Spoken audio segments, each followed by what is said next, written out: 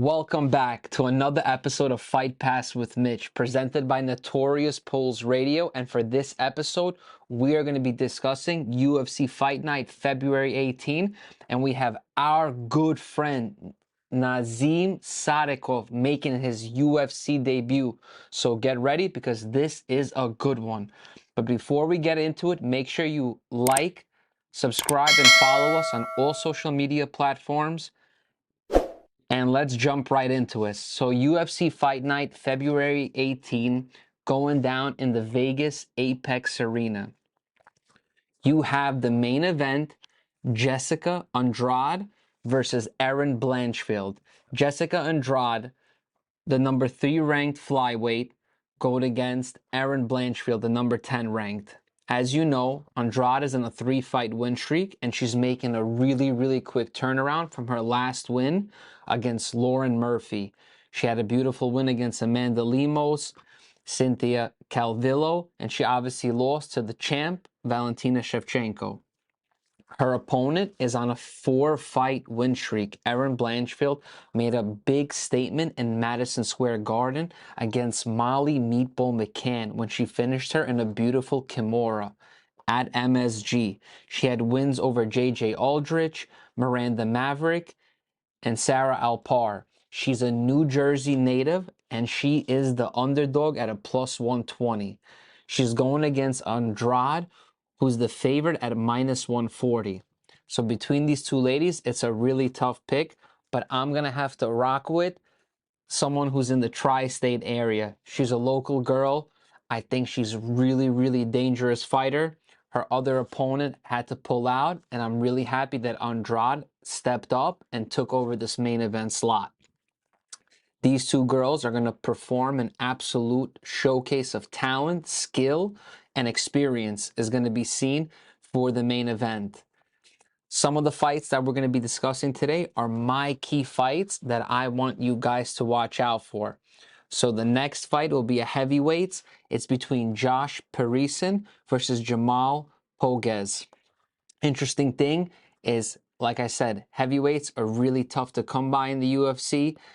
It's really the same guys in rotation, so it's nice to see some fresh guys on the map. As you know, Josh Parison is a veteran in the UFC.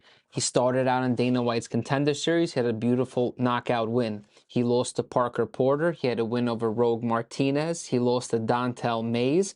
And his last one, he won by TKO against Aled Badeau.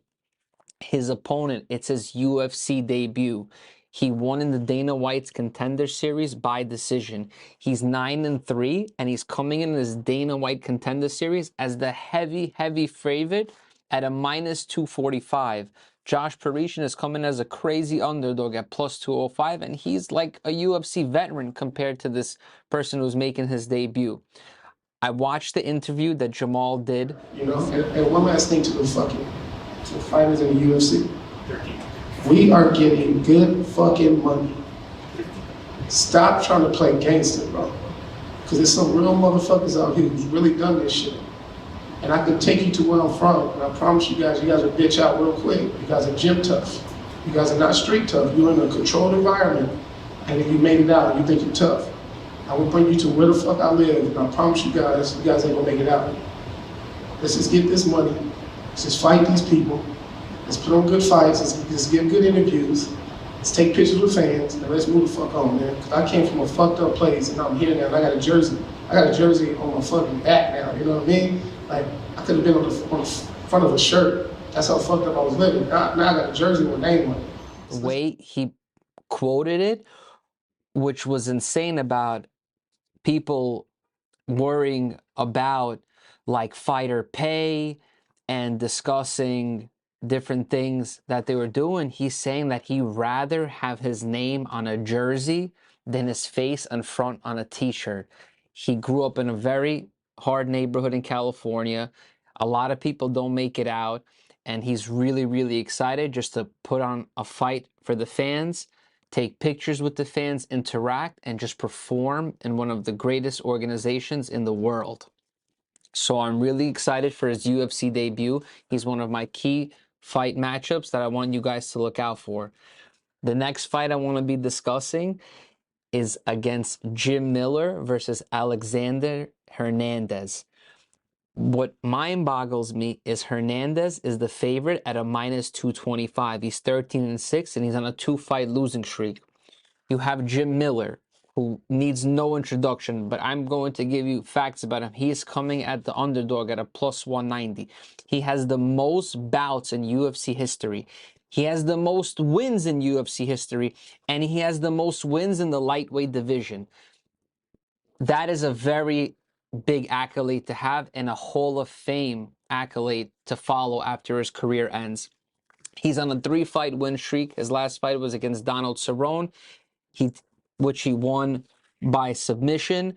He beat Nicolas Mata by TKO, and he knocked out Eric Gonzalez. The only thing I'm noticing about, he is welcoming vets and new up-and-coming fighters. Alexander Hernandez is not an up-and-coming fighter, but I don't think he became a UFC vet yet. And he's still kind of hungry, and he wants to carve out a name for himself. There is no way that I can rock with Alexander Hernandez. Saturday night, I'm going to rock with the UFC great, and that is Jim Miller. I believe at a plus 190 underdog, it's a no-brainer to rock with the guy who has the most UFC wins in history in the lightweight division and in UFC. So keep your eyes on these two lightweights. It's going to be really exciting. Obviously, why I'm even watching this card and who I'm most excited about is our good friend from Brooklyn, Nazim the Black Wolf Sadykhov. He is the second fighter to ever fight and represent Azerbaijan, the country, and the nation. And he's going against a UFC up-and-comer in Evan Elder. Interesting fact, these guys are both 7-1.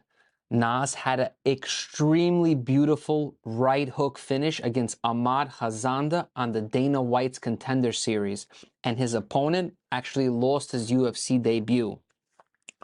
The matchmakers have set Naz at a favorite at minus 190, and they know what they're talking about. He is fighting out of the Sarah Longo fight team. He is a complete, fully matured UFC roster lightweight, and you guys are going to experience the future of the UFC. I'm sorry to Evan Elder.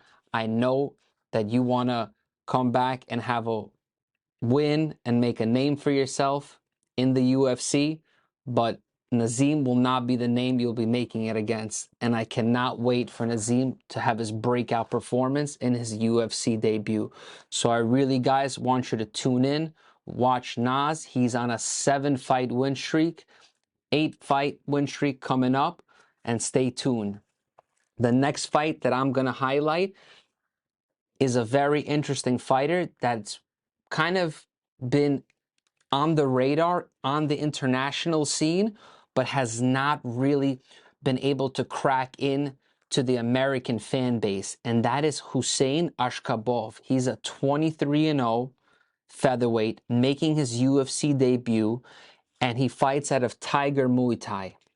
He's training right now in South Florida, and he's going against a UFC roster fighter in Jamal Emmers.